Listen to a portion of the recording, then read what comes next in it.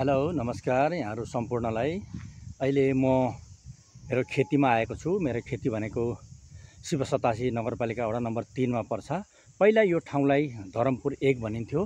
अहिले मेरो जग्गाको एरिया भनेको यहाँदेखि अलिक तलतिरसम्म पर्छ।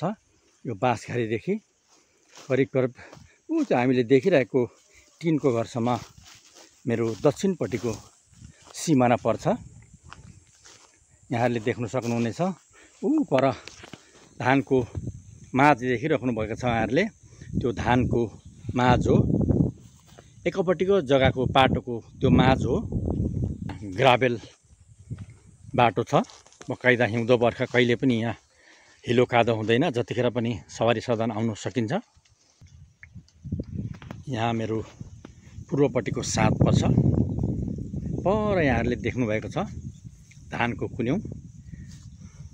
यहाँ यो हाम्रो जग्गाको धानको कुन्यौ हो। त्यो यसरी जग्गामा कदमको बोट कति मजाले फस्टाएको छ। यो कदम प्रजातिको बोट हो। यो साँध हो दक्षिणपट्टिको। यहाँहरूले पर देख्न सक्नुहुनेछ। पर कुन्यौ यहाँहरूले देखिराख्नु भएको छ। सानसानो कुन्यौ हो। त्यो कुन्यौको देखि पर हामीले टिन घर देखिरहेका छौँ। त्यो टिन घरमा सम्म यतापट्टिको मेरो साँझ पर्छ भने पर यहाँहरूले देख्न सक्नुहुनेछ एउटा ठुलो घर देख्न सक्नुहुनेछ। यहाँहरूले त्यो घरको नजिकसम्म मेरो पश्चिमपट्टिको साँझ पर्छ भने यता यहाँहरूले देख्न सक्नुहुनेछ हातको माझहरू। यता भनेको पर देखिएको सानो देखिराख्नु भएको छ यहाँहरूले धानको माझ हो। त्यहाँसम्म पर्छ मेरो साँझ। जम्मा यहाँ 3 बिघाको प्लटिङ छ। बस्नको लागि बसोबास गर्नको लागि यो अति नै उत्तम स्थान मानिन्छ। र यहाँ कन्काई नहरको सिँचाइ पनि छ। यहाँ 2 बालीदेखि 3 बालीसम्म मनग्गे उब्जाएर खान सकिन्छ। चलन चल्तीको रेट आएको खण्डमा म यो जग्गा बेच्नेमा पनि छु। 3 बिघाको प्लटिङ छ यहाँ। 3 बिघा एकैचोटि बिक्री भयो भने पनि बेच्ने छ भने 1.5 बिघा गरेर पनि कोही किन्नु आउने महानुभावहरू आउनुभएछ भने बेच्नेवाला छौँ हामी। अहिले यहाँको दर भाउ के कसो चलिरहेको छ भन्ने कुरो यही स्थानमा आएर बुझ्दाखेरि नै राम्रो हुन्छ। म पनि दमकमै बस्छु। बेला बखत आएर हेरचाह गर्छु र मेरो धान ठेक्का उठाउनुको निम्ति मात्रै म सालमा एकचोटि या 2 चोटि मात्रै आउने गर्छु। यहाँहरूले देख्न सक्नुहुन्छ धान कति मजाले फल्ने गर्छ। यहाँ धानको गाँचहरू हेर्नुहोस्। यहाँहरूले देख्न सक्नुहुनेछ धानको गाँच कति मजाले आएको छ। धानको कुन्यौ यहाँहरूले देख्न सक्नुहुनेछ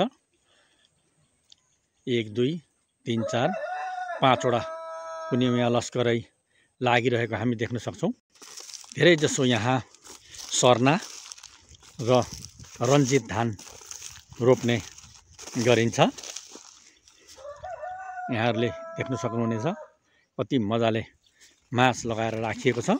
अहिले भाउ खासै नभएकोले गर्दाखेरि अहिले थ्रेसर लगाइएको छैन र आज म खेती घुम्न आएको थिएँ। यहाँ लाउनु सक्दा खेती गर्नु सक्दा सबै बाली फल्ने गर्दछ। धान, मकै, गहुँ, तोरी, आलास, फापर सबै धान सबै बाली फल्ने गर्दछ। सिर्फ कोदो बाहेक। धेरै उर्वर जमिन छ। बालुवा पनि होइन, चिम्टे पनि होइन, एकदम मजाको माटो, फरफराउँदो माटो छ। यहाँहरूले यस भिडियो हेर्नु भएर यहाँहरूलाई यस जग्गा मन पर्यो भने मलाई सम्पर्क पनि राखिदिनु भने म विनम्र अनुरोध गर्न चाहन्छु। म मेरो नम्बर स्क्रिनमा म राखिदिनेछु। ठाउँ अति नै रमाइलो छ। पर हरियाली हामी देख्न सक्छौँ। हरियाली छ चारैतिर। यो पश्चिम भेग हो। अहिले पश्चिम दक्षिण भेगको म दृश्यहरू यहाँहरूलाई देखाइरहेको छु। यता अहिले पूर्वी भेग हो। पूर्वपट्टि यसरी हरियाली छ। बसोबास गर्नलाई अति नै शान्त वातावरण, यातायातको पनि सुविधा, बाटोघाटो बिजुली बत्ती सबै भएको छ। यहाँ अहिले मेरो काम गर्ने भाइ बस्छ यो सानो कटेजमा। एउटा सानो कटेज बनाइदिएको छु मैले। यहाँ पहिले धेरै ठुलो घर थियो, हाम्रो मूल घर थियो। अहिले हामी सबै दाजुभाइहरू सहर बजारतिर सिफ्ट भएपछि यहाँको घर हामीले बेचेका हौँ। पर देख्न सक्नुहुनेछ त्यो पनि एउटा घर हो। त्यहाँ पनि अहिले काम गर्ने नै भाइहरू बस्नुहुन्छ। कोलाको बगान हामी देख्न सक्छौँ। कोला पनि कति मजाले फस्टाएर आएको छ यो उर्वरा भूमिमा। यहाँहरूले देखिराख्नु भएको छ यो सुपारीको बोट।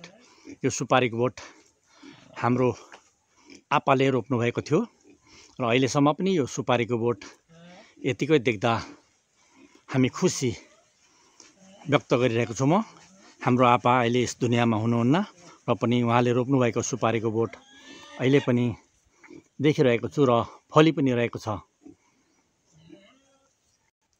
कोला क्या मजाले फलिरहेको हामी देख्न सक्छौँ।